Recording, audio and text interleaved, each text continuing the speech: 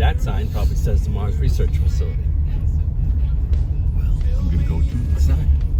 Right there, there's the station. Restricted area, right? Correct. Sure, absolutely. Mars Research Station. Absolutely, okay. This might be Mars simulation. Good morning, Hanksville, of all places. You know, we found Mars. This is the Mars Research Facility, restricted access also. Will the real Mark Watley please stand up?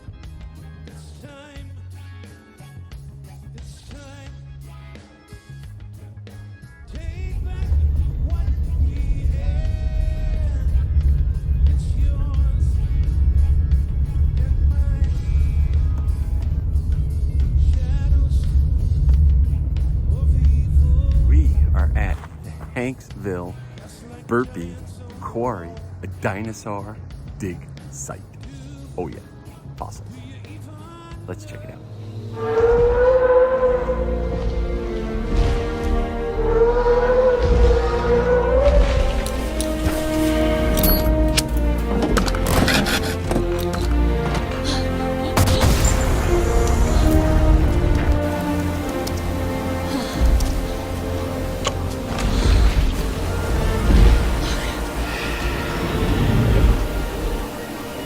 Okay, this is right out of Jurassic Park.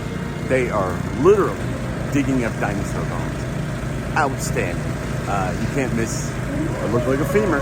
I don't know who, but pretty big. They are, every spot you see someone digging, they are digging out a dinosaur. There's also petrified wood here in the middle of nowhere. And of course, his little tent encampment is right out of Jurassic Park. But we wouldn't have known about this place if not for the locals of Hanksville paying attention to these rocks. But there's also a really long history of fossil hunters coming out here for research. So you guys probably heard about Cope and Marsh before, right? No. No? Okay, cool. So Cope and Marsh, they're arguably one of the most famous paleontologists. They were active in the late 1800s. They were both academics from the East Coast. And so they were actually taking crews out here, you know, since the late 1800s, hunting for the same dinosaurs in these same areas.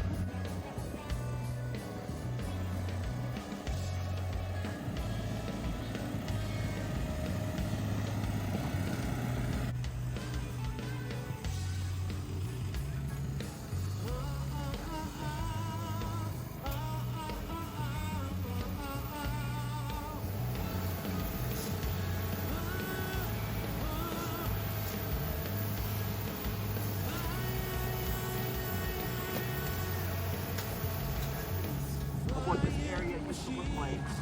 So these rocks are nearly 150 million years old from the latest Jurassic period. So I'll pull out my handy dandy geologic time scale so you folks may be familiar with it. So here we are at the very top, very bottom of the formation of our planet. We are up here in the upper Jurassic period right before the beginning of the Cretaceous. And so during this time, there was no grass, there were no flowering plants. The dinosaurs were at one of their peak diversities. They were everywhere and they were getting very large in size, as you guys will see today. If you look down, you begin to see, of course, sand. We also have a ton of these rocks, gravel. We didn't haul this gravel in for a road. This actually weathers out of the rock faces. And so all these round rocks are actually river rocks. Yep, have to leave this here for now, was this one vertebra here. And so this is a much larger specimen. We can see the centrum here, where it connects to the rest of the backbone. Here's the spinous process. This would be the top of the vertebra, top of the animal. This would be towards the bottom of the animal. So it's very beat up, and so we just didn't pay it any mind for quite a number of years. And so this wall used to extend from all the way there to here. So we had no idea if there was anything back here connected to this vertebra. So the first crew who came here, I wasn't part of them, just decided to ignore it. Fast forward 2 years, we find this vertebra poking out of the hill, start digging in. There's another one, and we kept digging. Turns out, connected all the way back to this one we ignored for almost 2 decades. Okay. 2 decades. And so this is actually a very rare specimen. It's articulated, meaning all these vertebrae are positioned like they would have been in life when this dinosaur was alive. It's also very well preserved. There's all these little processes coming out the bottom. These are called chevrons. These small bits hanging on the bottom here are called chevrons. They're basically tiny little bones popping out the bottom to add support for musculature in the tail. How hard's the sand to work? It varies. Yeah.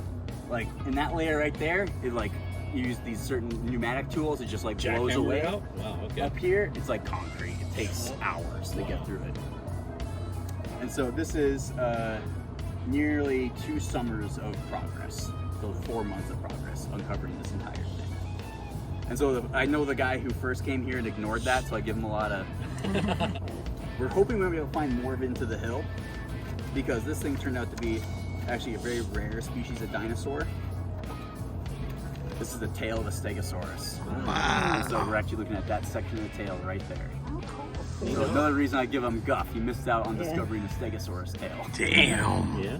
Yeah, so the rest of the tail would have been going this way, the rest of the animal would have been going that way. So now the spikes are out there somewhere. You just got I know, we were really hoping for spikes and plates. Probably under 10 pounds of concrete. Yeah. Hopefully they're still this way into the hill, because the river would have flowed that way. Oh, okay.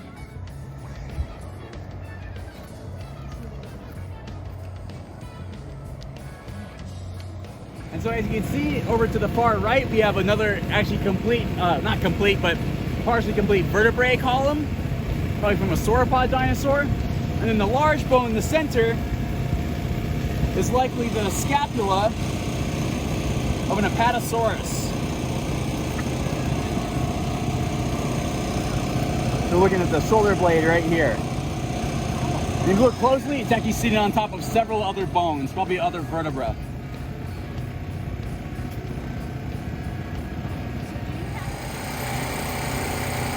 They can grow around 90 feet long and fairly large animals. So that femur is definitely from an adult, very large specimen.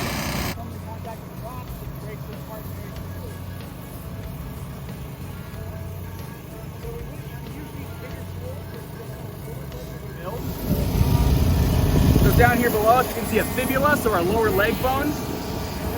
That large circular one is a vertebra, just one vertebra. They're probably right around here before the neck. And then the two back there are paired hip bones. That large curvature towards the back, that's where the egg would come from if it was a female.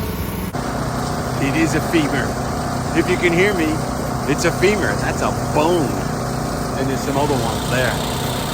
Way cool. That's gonna be a 6-foot long femur. That is like it's the largest dinosaur here in the Apatosaurus. So you see the head of the femur here, that's where it's been to the hips. This is a large, large dinosaur. Absolutely massive. It was amazing, you know. Dial back the time 150 million years, some of the largest animals ever exist were standing right here, living here, right in Utah. So here they're working down this large wall to get at these other bones. A number of years ago, under that jacket, we had some very large hip bones, probably from an Apatosaurus. We want to get them out. So we moved back the rock, then we had to move down. Every time we've done that though, we run into more and more bones. Oh, more and more bones. The Allosaurus came from about there. We had an Allosaurus femur last summer that was about right there. And we're just finding more and more. And so that's the real curse and blessing of this site. When you find a bone, you're gonna find a lot of it. That means you get to deal with all of that bone. So who knows how many years it's gonna take before you finally get those bones out. We can remove all of these first. How do you know where to dig that you don't ruin a bone? It happens sometimes. So as they're digging right here, we have no idea if there's a bone there. With a very careful hand, and if you're really lucky, the rock will be nice and it'll just fly off the bone. Or you may hit it, and there's a discovery mark, we call them.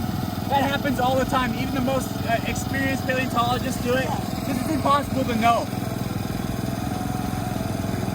So we just keep the little fragments and then we glue them back on later.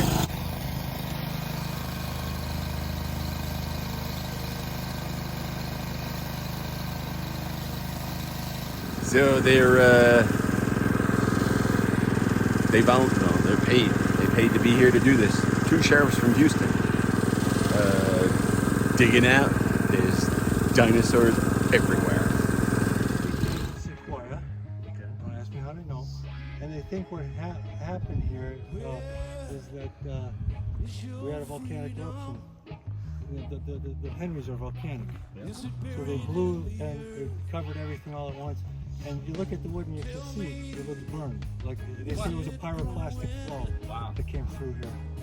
And again, I'm just repeating words. They tell these guys, our local guys, tell me that these trees are contemporaneous with our animals. Okay. So it's the same era. If we take them, we won't be any left for the people after us. Oh, come on. It's these other guys coming here with hammers. We're about to take 25 back. Right. Here we have petrified wood, and they say it's a sequoia. They say. Pretty cool. We got some petrified wood.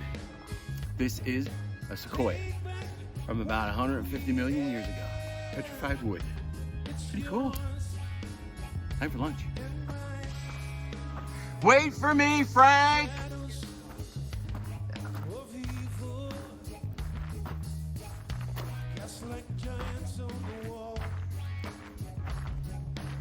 Okay, that was a real live dinosaur dig with bones and vertebrae sticking out. One of the vertebrae belongs to a stegosaurus. They don't have the full animal yet. There used to be a river here. This is 150 million years ago. And those Henry Mountains in the distance, those are volcanic. And the petrified wood looked burnt because it's probably a volcano. Awesome. Time for lunch. We are in Hanksville, Utah. First the Mars colony, then the dinosaur dig site. It's lunchtime. It's pretty damn hot here. There used to be a river 150 million years ago, but I'm looking for a bartender. And I happen to see a bartender. Hey bartender, what do you got for me to drink? Low toss. Nitro cold brew. It's brew, but it's not a beer though.